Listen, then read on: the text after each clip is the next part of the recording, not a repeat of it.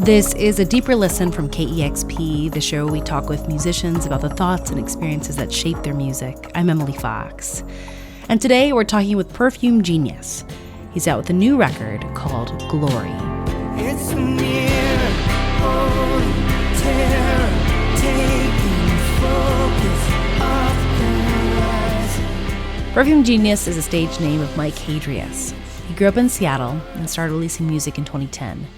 His first album was made from home and was stripped down and lo-fi. Your father before you and your sister too, your husband and blah, blah, blah, blah, you. His third album, Too Bright, was released in 2014 and received critical acclaim from Pitchfork. No family is safe when I sashay. His fourth and fifth album brought in producer Blake Mills, who's worked with Fiona Apple, Bob Dylan, Jack Johnson, Beck, Wise Blood, John Legend, and more.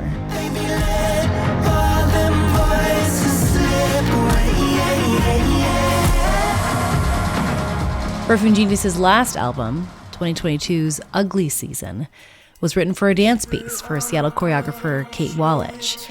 She founded Dance Church. It's a free-flowing, mostly improvised, modern dance meets the club floor movement class that started in Seattle and has since spread across the country.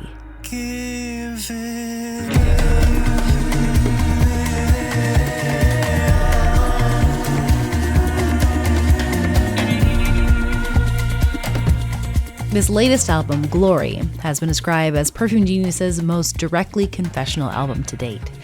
The album was written during a bout of depression Hadreas experienced during COVID, while releasing his critically acclaimed 2020 album, Set My Heart on Fire Immediately.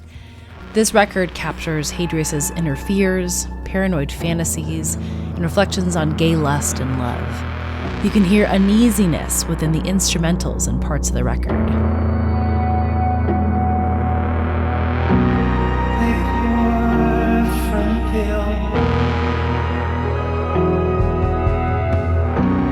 And a nervous shakiness to Hadrias's vibrato when he sings. Time it makes a clean heart when you're miles away from it all, and the dream is gone. I caught up with Hadreas while he was at his new home base of LA to talk about the themes on the record. But first I asked him about his period of depression he was in when he wrote these songs, and how it impacted the songs we hear on this record. Finding an end in sound. I mean, it was a combination of a lot of things. I think getting thrown off the cycle my life had been in for the last 15 years of tour and then alone time and then make another record and then tour again. You know, it kind of gave me a harmony to like being really extroverted and really introverted. There's like a routine and like a schedule for both of those like modes for me. But when I was thrown off of it and just could be in my own head, I think the spiral just got really deep and like galaxy brained, you know? And I think I also was just really afraid and I felt really tender and mortal and the world felt really fragile and scary and I couldn't figure out how to move through it very well, you know? Mm-hmm. And I didn't really know how to hold all of these things that I was feeling and move towards getting out of my head. I was just kind of stuck. Yeah. You talked about, you know, having this schedule and like having a, you know, the introverted time, extroverted time. What do you think you are naturally, introverted or extroverted? Introverted for sure. Yeah. But yet on stage, you come to life. Yeah. Okay. I mean, I think I'm both, but I think my tendency, my instinct is to be more private with my thoughts and my feelings. And then the music is how they aren't, you know, that's how I like actually get it out. I think that was an extra part of why that time was hard for me is because I wasn't making things, like I didn't have the portal to accessing my feelings. So I was just kind of in a void. You have this interesting line on this opening track in this album. The track is called It's a Mirror. And you have the lines, "What do I get out of being established? I still run and hide when a man's at the door." What do I get out of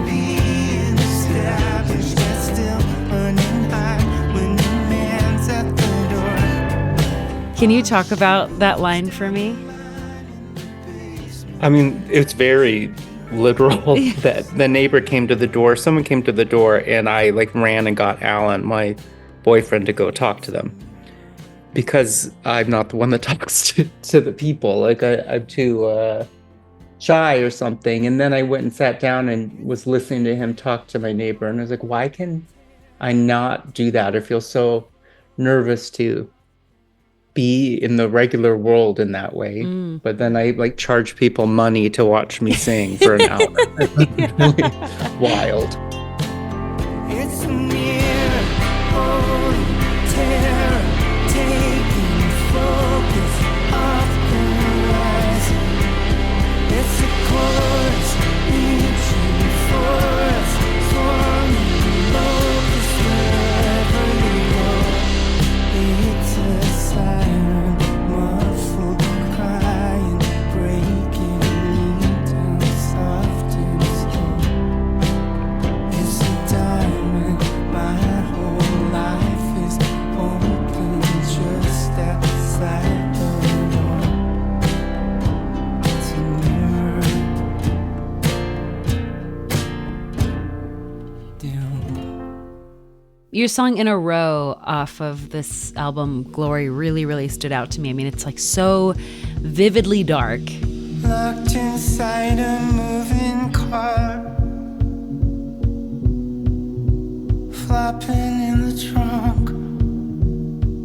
For someone who hasn't heard this song, like how would you describe like this scene that you're painting in this song? Well, when I was like 10, I saw on the news that these two kids were kidnapped and they were taken in a white van with painted windows. And I thought I saw a van like that in my neighborhood. And so I would kind of walk very slowly outside, like in the dusk, like hoping that the van would come and kidnap me. Whoa. And I think I just wanted the attention. I wanted to survive it. I wanted to have the story. I think I also wanted to have like the outside match my insides a little bit. Like I was feeling very intensely and wild, but there's no real reason for it because I was just 10 and in my house. So having a big event would kind of make sense with how I was feeling or what I was craving. And that didn't really stop when I got older. Like when I was drinking and doing drugs and stuff, and the kind of stuff I would get into, I think the catalyst in the beginning was for the story or for the ideas to catalog, just to like have a bunch of information that I could use later for a song or a story. And it's kind of embarrassing. And I guess the song is In a Row is kind of making fun of that impulse, because I don't think you need to go through a lot to write something that's meaningful or intense or disturbing. Like you don't have to be in a dank area to write something dank. Locked inside a moving car, flopping in the trunk. Going through, I think, a tunnel, counting every bomb. I hear murmurs from the front, broken up. Yeah, your point about like partying, doing drugs, you know, kind of living this crazy life to kind of have moments that you can catalog for songs later. I understand you also got sobered as well. And so I'm curious for you, like, you know, that experience of becoming sober, do you feel like that impacted how you made art? Or even just like this album, right? Like it came out of a time where you were struggling with overall just mental health, you know, during COVID. Hopefully coming out on the other side of these things, you know, sobriety or, you know, understanding or having a better understanding of your mental health and hopefully feeling better. Like, you know, when you get to those moments of clarity after going through, usage issues or, again, depression or something like that, and coming out the other side. I'm curious just how it impacts you as an artist. Like, is that fear fulfilled? Like, oh, if I'm not doing all these crazy things to catalog, I'm not going to make art. Or if I'm not experiencing these tumultuous moments, mentally, I don't have anything to kind of feed that artistic beast. I'm just curious for you, like, having experienced some of those ebbs and flows, how it's just impacted you as an artist and your output. Well, I didn't write a song until I got sober. I didn't realize that. Wow. All my first record is the first songs that I ever wrote, and it was maybe a few months after I got out of rehab. He let me smoke weed in his truck. If I could convince him I loved him enough. And all of my records I've made on antidepressants. And like this most recent one on even more than last time, And I didn't make anything until then. I didn't write songs when I was in the void. I wrote them when I outside of it, Mm-hmm. And when I was high, like maybe I had some creative thoughts, but I wasn't doing anything. I wasn't making things. I was doing more drugs, Mm-hmm. So it showed me that I don't need, that nothing comes from there, really. I think I would have, if I had this darker time, I probably would have just made a record sooner than I did. And maybe about different things, but I think it would be equally as good and meaningful. I'm proud of the record, and I wouldn't have made that one without going through the things I did, but I don't think it's required to have like a dark period to make a dark record even. Mm-hmm. Yeah. I understand that there's another theme on this album, and it's this idea of anticipating grief. And I feel like I hear that in your song Left for Tomorrow. It seems to be a song about like you grieving like a death of a woman in your life, possibly your mother. Photographs of familiar faces kept hidden and folded over. Blankets are torn out, pages, and I carry it on my shoulders. My shoulders. Without her. Without her. Tell me more about this track, but also just like this idea of anticipating grief. I think I'm just really scared of like big feelings that I'm gonna be overwhelmed and not be able to manage if I have a big feeling, And so I avoid all sizes of feelings a lot. And I mean, I can cry immediately at a movie or a song, and I do all the time, but about my life, or I don't have as much access to it. And I'm scared of it, but losing my mom or my dog, or they just hold all of my feelings for me almost, and I just love them so much. Like there's no way around it. I can't avoid it. It's there, and it's like huge, and I'm scared of what would happen if they were gone, I mean, it seems like this is kind of like an exercise of like having these big fears of like, oh my gosh, how am I going to handle this when it happens? But being able to write music to process what those feelings might feel like ahead of time is almost like a form of therapy, or helping you process some of these fears around grief.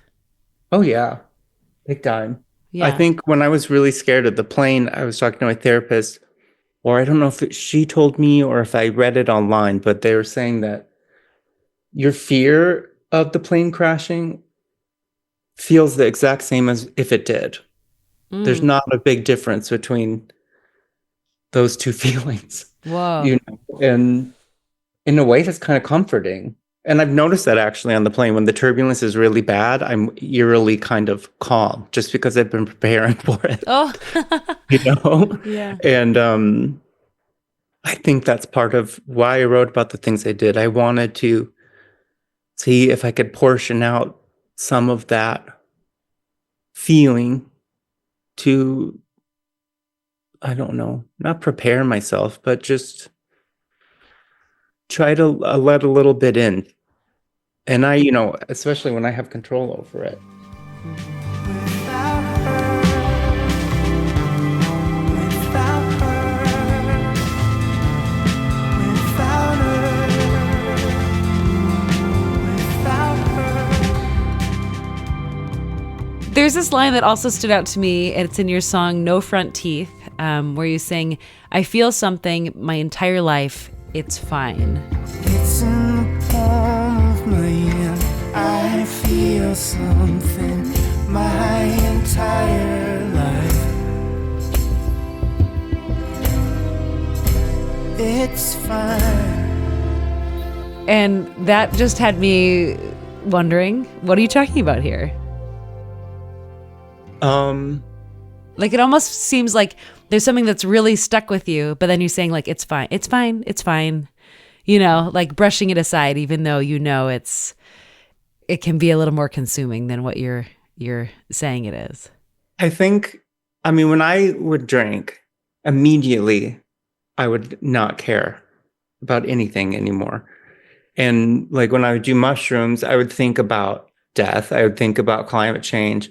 I would think about stuff and just be laughing. It was just like the chaos of everything. I was just fine with it in this way that was ultimately like hollow, but maybe not on mushrooms, but definitely on other drugs.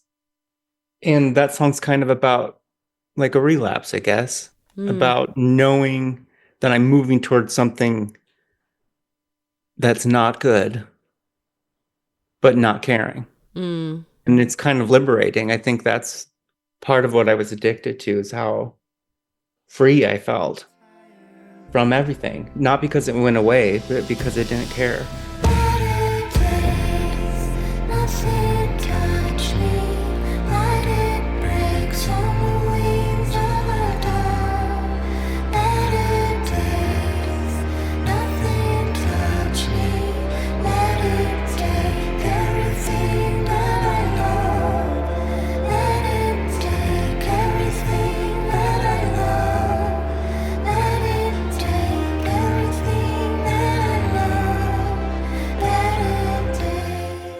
You strike me as someone who does have like lots of feelings, big feelings, right? And I could see how, if you were able to tap into something that could make you turn off that switch so easily, that would, I can see how you can partake in that activity a lot more. And so I also want to applaud you too for finding sobriety through all that. And I can't imagine how hard that must have been as well.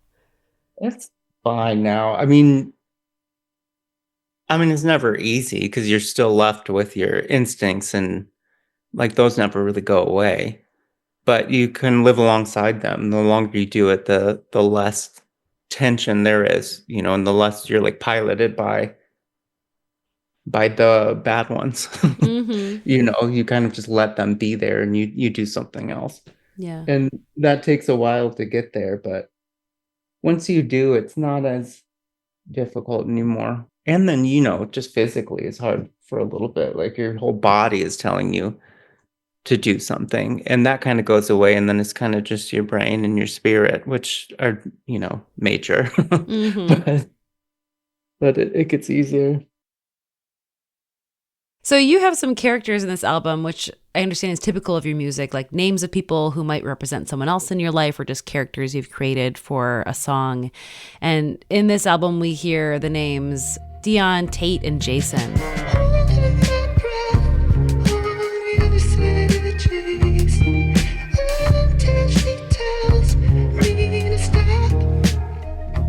And Jason appears not only in this album, but also in your album, Set My Heart on Fire Immediately. Jason undressed me, lying on his sheets.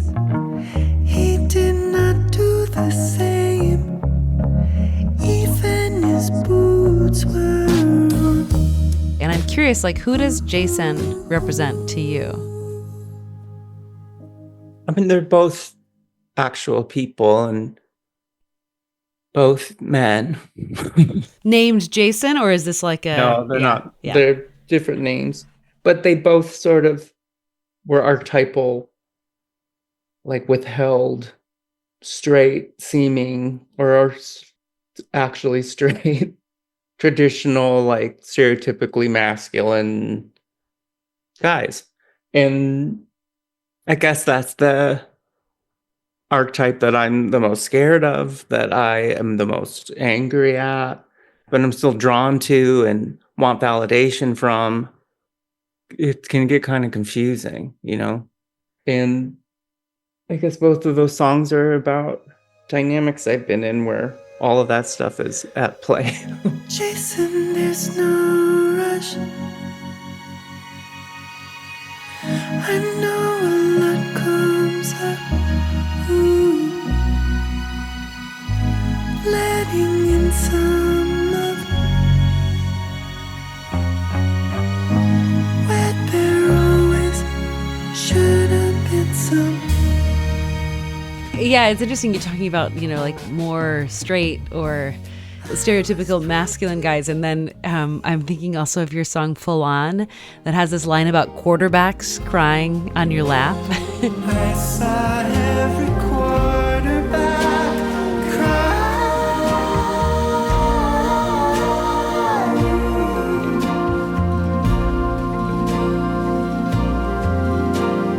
Folded on my lap, counting out the damage done.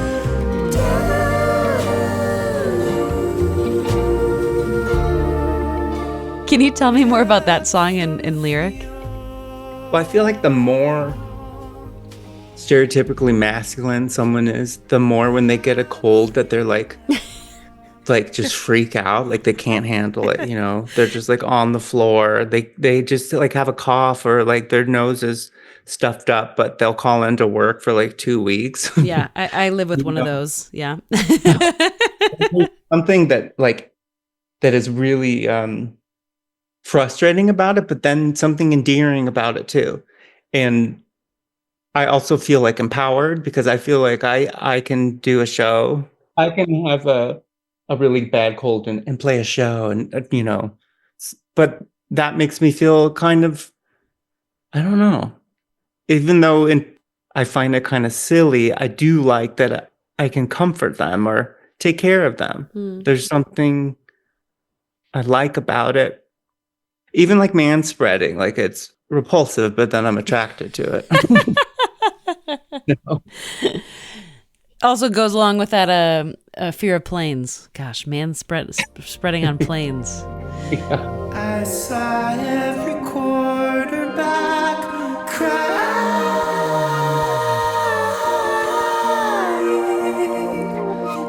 What's a song that you think everyone should hear? A song that's not yours, someone else's, that you're loving right now, or that has just stuck with you somewhere along your life?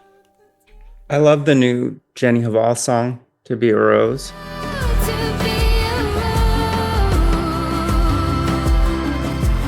I love her. We toured together and I've stayed a huge fan of hers. Yeah, I just think she's brilliant. What do you like about that song in particular?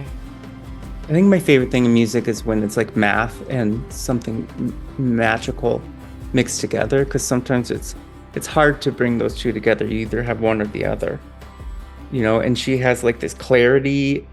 It's really thoughtful and intentional, but then there's still like a demented, disgusting wildness about it too. And those two things meeting is really inspiring to me, and she's amazing at it.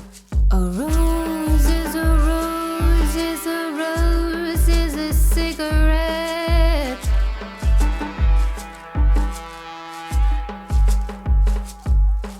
The stage is now decorated with cigarette smoke from 100, no, from 1,000 mouths in synchrony.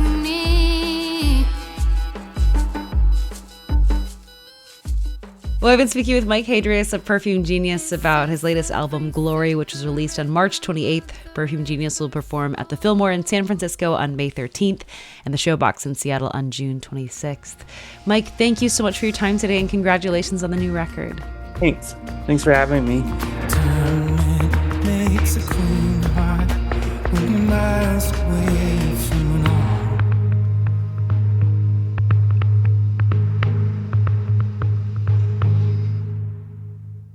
Next time on A Deeper Listen, we'll hear from Ella Minus. She'll talk about her new album that was written on the go when she was living at Airbnbs throughout the continent after she experienced a massive rent hike. I was actually forced to leave my apartment in New York because they quadrupled my rent. So I had no choice but to move out.